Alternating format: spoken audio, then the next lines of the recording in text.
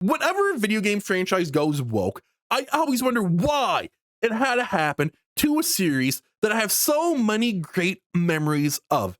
And then I remember it's the only way that wokeness can survive. Fable was one of the very first RPGs I ever picked up. It's what got me to fall in love with the genre. And after many long years, we are finally getting another Fable game in the form of a reboot. However, from a recent appearance that Matt Booty, who is the head of Microsoft Studios, did on the Skill Up podcast, it seems that the Fable reboot may just be woke. We are over here on Bounding Inner Comics, and this article goes over some of the stuff that Matt Booty had said during his appearance on the Skill Up podcast. From him having urges to show us unfinished things and Playground Games kind of having to reel him in and say, no, we can't show this yet, to him saying that this game, this new Fable game, is gonna be a Fable game with a modern take. There's a few things here I want to read to you guys from. Like always, I will leave a link for this article in the description. In these paragraphs here, Matt Booty is pretty much sharing Playground's take on the game. Playground does make racing games, but if you deconstruct that a little bit, I think the thing that Playground does is high craft, high quality, high attention to detail. And so I'll separate that out as a starting ingredient. They had a particular passion for the IP. I think they also demonstrated that they understand what the heart and soul of Fable is about and how they can bring it forward for today's sensibilities and just, make a modern take on Fable. There's a few words that concern me in this paragraph here, and it's today's sensibilities and a modern take. Fable is anything but modern. The first Fable game is based on a medieval Europe, with Fable 3 taking place during an industrial revolution. How exactly would one do a modern take on that? And since this new Fable game is going to be a reboot, chances are it's going to do that medieval Europe type setting again. And you see these words here, the words that these devs are using: modern take, modern audience. It is nothing new. We've seen it a lot in the past couple of months, especially when it comes to reboots, remakes, and all of that stuff. These devs here, they're not coming down saying that the game's going to be woke, but at the same time, they kind of err. And I only have one question about Fable being woke, and that is, how the hell are you going to make it woke? Like, what exactly are they going to do? Are they going to make it possible to identify as a woman while you have a pecker? But in all seriousness, all jokes aside, Fable was never really an offensive game, unless you had a stick up your arse, because then you might find a few things offensive. If you're one of those people, one of the people that like to get offended about everything, one of those things in Fable 2 might be the fact that there is a mission where you run into a cross-dresser who is living in a hob-infested cave that is stealing women's clothing from their laundry lines.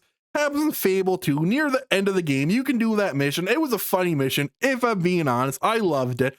Or do they mean that you just can't simply sleep with everyone and anyone in the game? I remember as a kid playing Fable 2, getting a wife, sleeping with a hooker, and then having the wife leave me. It was an awesome experience just because you don't really see a lot of games do that. They don't really pay that much attention to detail. But of course, they can't really change that because, it's 2022 and slut shaming is not okay in 2022. It isn't very woke. Most of all, though, how would you fit wokeness in a game that is based on a very real place and a very real time when wokeness wasn't even an afterthought? Making a Fable game, with a modern take like Matt Booty said that this Fable is gonna be is so goddamn stupid if it means what I think it means. And I'm pretty sure it does. I mean, the level of stupidity is almost as high as that Kotaku writer who said that the new Final Fantasy game is too white. That is how stupid a modern take Fable game would be. But what is happening with this reboot is the exact same trap that other games have been falling into. We've got the Splinter Cell remake, the Witcher remake, the Saints Row reboot, Dead Island 2, Grand Theft Auto 6, the Max Payne remake, and Dead Space. All of these games have two things in common.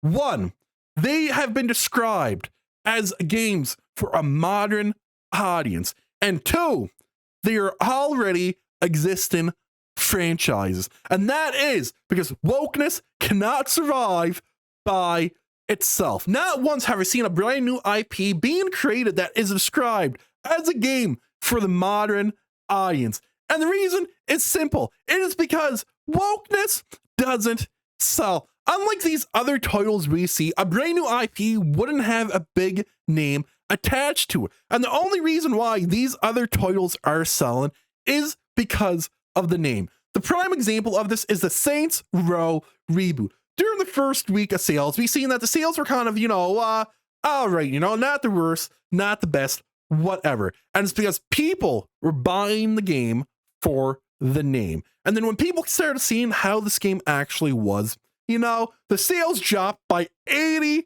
It is a shame that the Fable reboot has become the latest victim of this woke cancer. I have so many great memories with this franchise. I remember skipping a whole week of school just to play Fable 2. I remember walking into a video game store and seeing Fable 3 on the shelf and getting so damn excited because I had no clue that Fable 3 was even coming out. And to see this becoming another victim of wokeness, I've said this before, whenever this happens to an existing franchise, it's sad. There's no other words for it. The Fable franchise does get a lot of flack, mostly because of Peter Molyneux, and I would say that it is rightly deserved. However, I love the series. I absolutely love it. I was only a kid when the first game came out. When Fable 3 came out, I think I was 13, maybe. So I wasn't really old enough or really wasn't interested in following video game news, so I didn't know about the lies that good old Pete was spewing out. So I didn't have this high expectations when I was playing the game, which is why I think that I enjoyed them as much as I did. If this reboot is woke, it's going to go down the exact same path as the Saints Row reboot, meaning that it will come out and the very first title on this revived series is going to be the very thing that kills it. But hey, that's just my opinion. If you watched this long, I just want to say thanks. And if you could hit that like and subscribe button, I would really appreciate it. I hope all of you have an amazing and wonderful day. Peace out.